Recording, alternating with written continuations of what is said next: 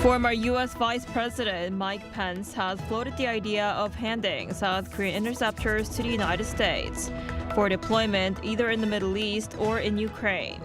Pence made the comments despite South Korean law prohibiting the direct export of lethal weapons to a country at war. The Trump administration is preparing to unveil sweeping new sanctions against Iran on Monday in an effort to further weaken Tehran's economy and reopen the Strait of Hormuz. Meanwhile, diplomatic efforts are continuing to end the war, with Pakistan's army chief expected to visit Tehran to help mediate between the two sides. South Korean badminton star Ahn Se-young reclaimed the world championship crown after 3 years, beating Japan's Akane Yamaguchi 2-0 in the women's singles final at this year's BWF World Championships.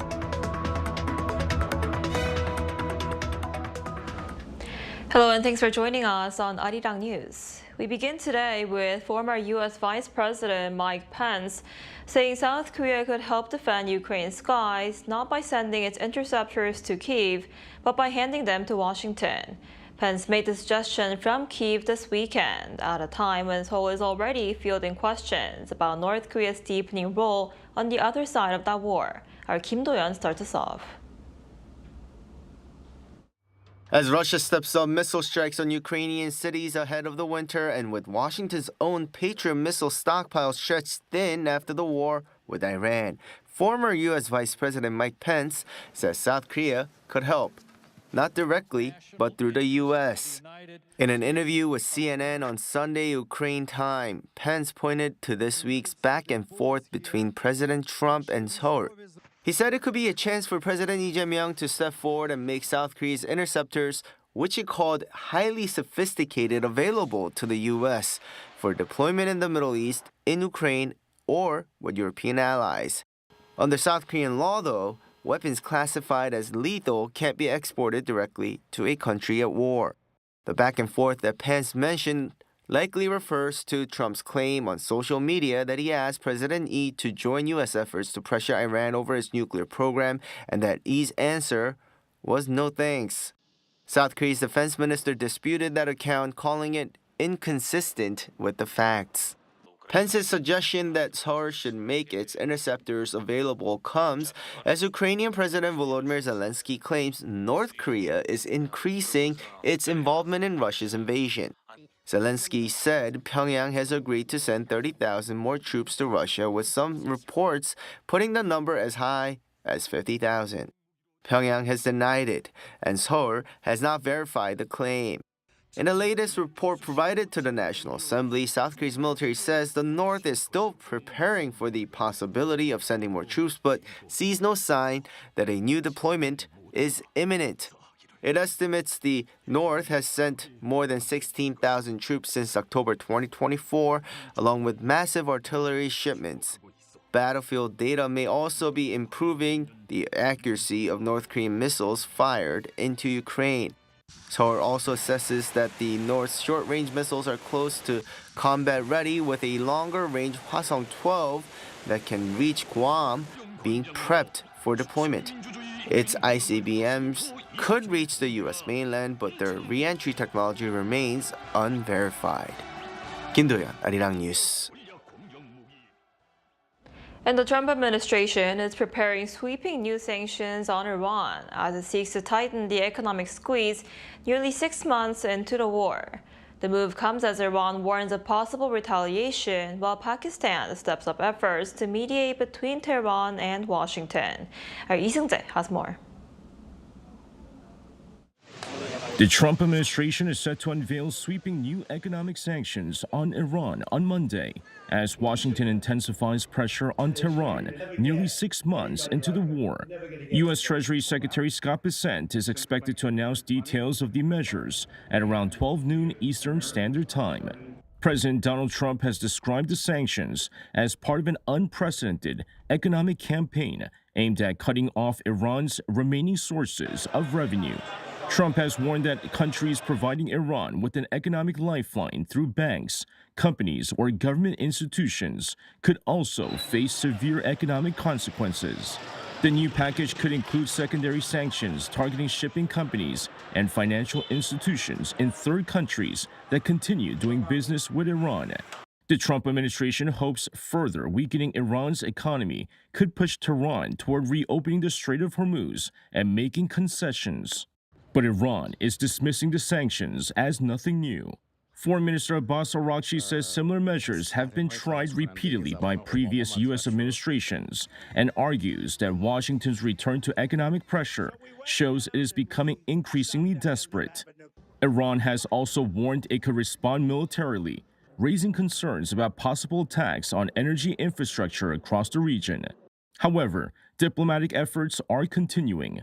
Pakistan's Army Chief Asim Munir is expected to visit Tehran on Monday as Islamabad seeks to help mediate between Iran and the United States. Pakistan has taken on an intermediary role in negotiations aimed at ending the war, which began with U.S. and Israeli strikes on Iran in February. Iran says Munir's talk will focus on regional peace and security, as well as recent developments in the conflict, including Trump's threat of tougher sanctions. Lee Seung-jae, Arirang News.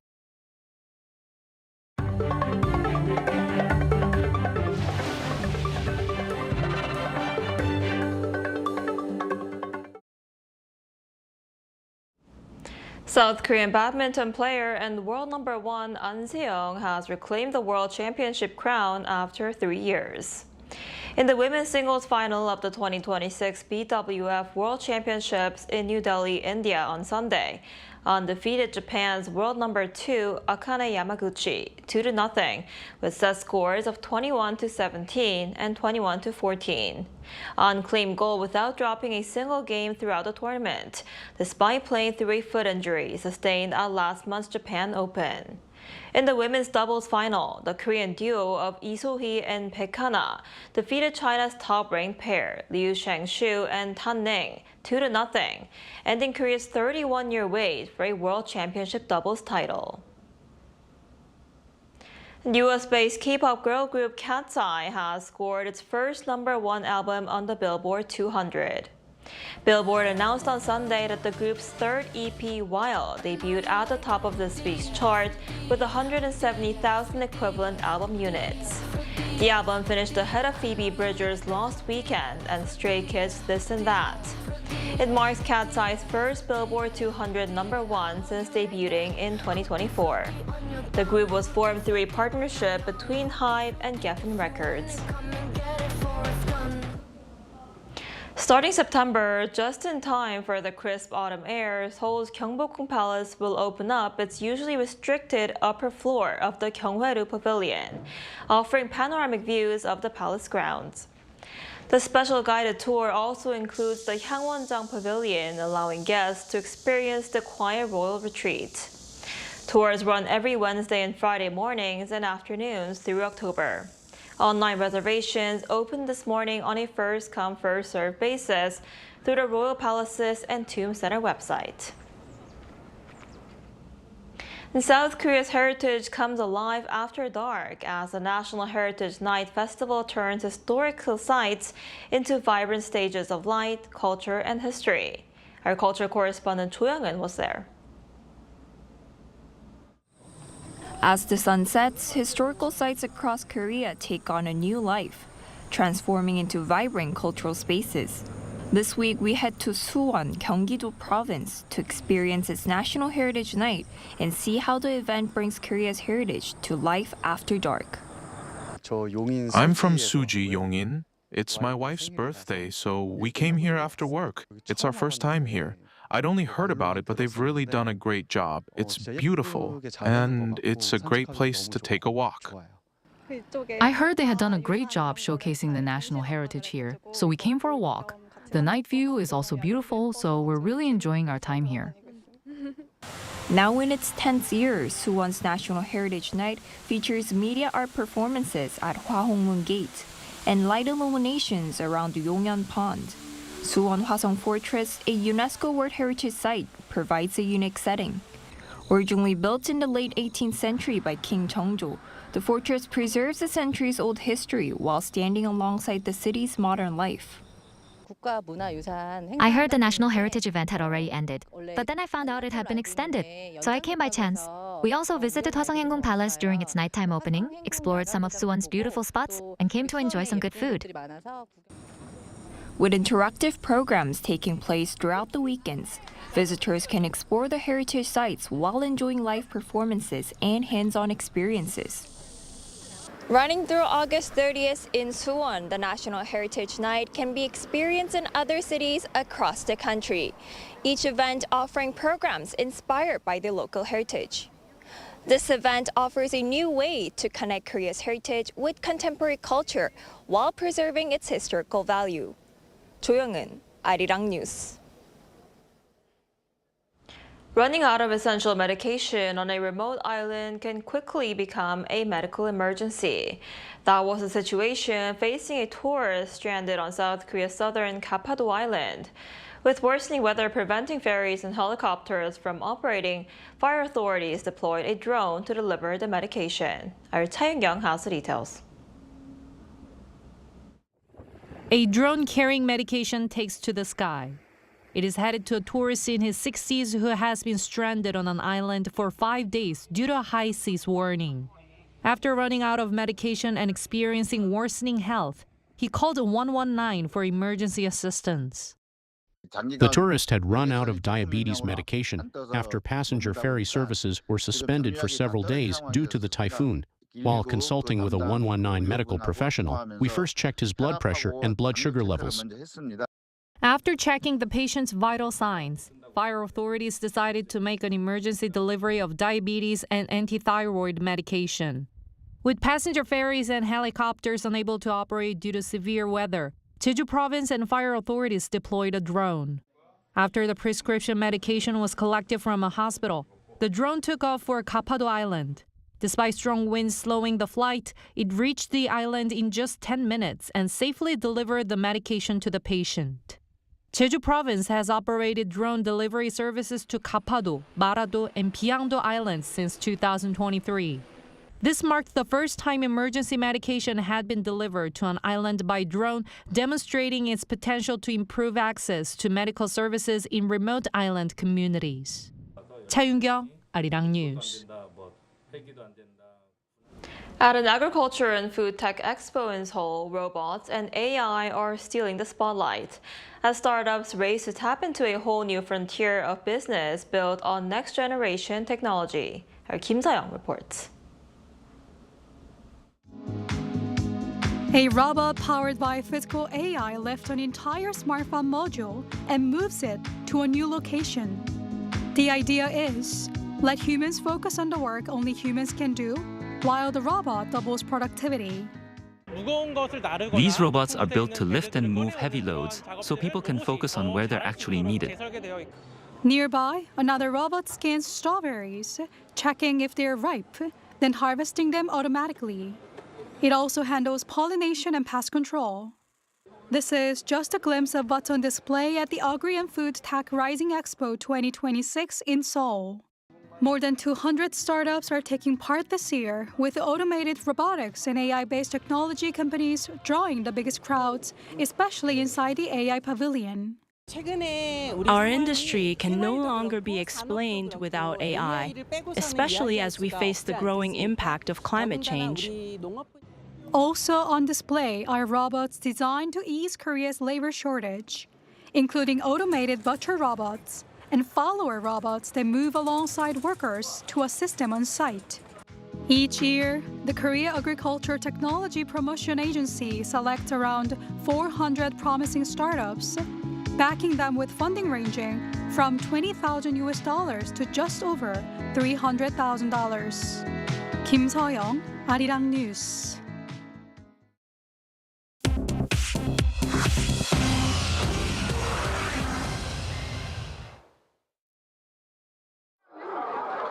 This is the world now. In Guinea, a mountain of waste has collapsed onto homes in the capital, killing at least 30 people. The landslide hit the Gebesia commune in Conakry at around 2 a.m. on Sunday after heavy overnight rain. The waste buried tents and shacks built beside the waste site. The government said on Sunday that 30 people had been killed and 22 others were hurt. One woman told reporters that all 5 of her children had died. Just days before the disaster, the government had said it was closing the landfill because it was unsafe. Canada is hitting back at U.S. tariffs. Prime Minister Mark Carney said on Saturday that Canada will match new tariffs dollar for dollar. U.S. President Donald Trump recently ordered 50% tariffs on Canadian goods, covering about $20 billion in exports. Canada will reply on September 8th with tariffs on U.S. steel, dairy, appliances, and electronics. Mark Carney said last-minute U.S. demands were, quote, uneconomic, unfair, and derailed 3 days of talks. The U.S. trade representative called the breakdown a missed opportunity and said no new talks are planned. In Japan, a magnitude 5.9 earthquake shook Ibaraki Prefecture and the wider Tokyo area early on Sunday. No deaths were reported, but at least 22 people were hurt across 4 prefectures.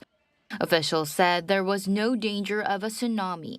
Train services were disrupted with delays in Tokyo and neighboring areas. Prime Minister Sanae Takaichi said on Sunday that people should stay alert for aftershocks of a similar size. Later on Sunday, a magnitude 6.0 earthquake struck off the northern prefecture of Hokkaido. In China, a humanoid robot ran 100 meters in 9.39 seconds at the World Humanoid Robot Games in Beijing on Saturday. That is faster than Usain Bolt's world record of 9.58 seconds. The second-place robot also beat Bolt's record, then collapsed and was carried off on a stretcher. More than 2,000 robots from 666 teams are competing at the game this week through Wednesday. Chu Ji-han, Arirang News.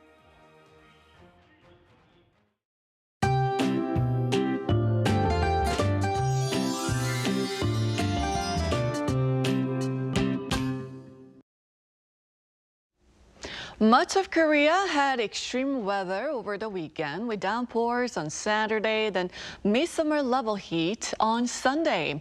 Heat wave advisories have expanded and been upgraded to warnings in more regions, including here in Seoul, with afternoon temperatures forecast to hover around 35 degrees Celsius in certain parts of Korea. The heat will also make the atmosphere unstable. There is a chance of sudden showers in parts of Gyeonggi-do and Gangwon-do provinces as well as southern provinces. But until that rain falls, skies will be mostly sunny. And even though we're nearing the end of August, it will still very much like midsummer this week with a chance of passing showers and that high humidity. And this afternoon, Seoul will be getting up to 33 degrees Celsius.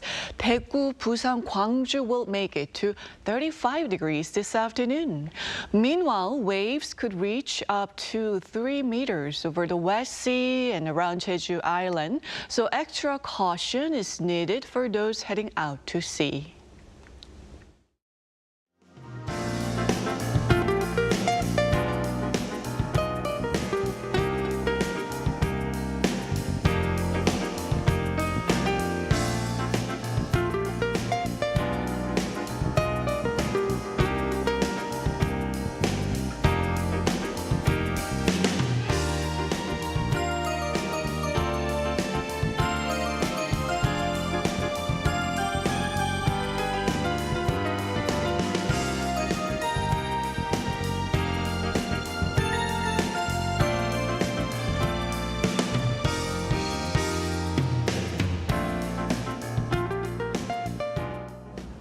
That's all we have for today's noon edition of Arirang News. Thank you for watching. We'll be back at 5 p.m. Korea time. Stay tuned.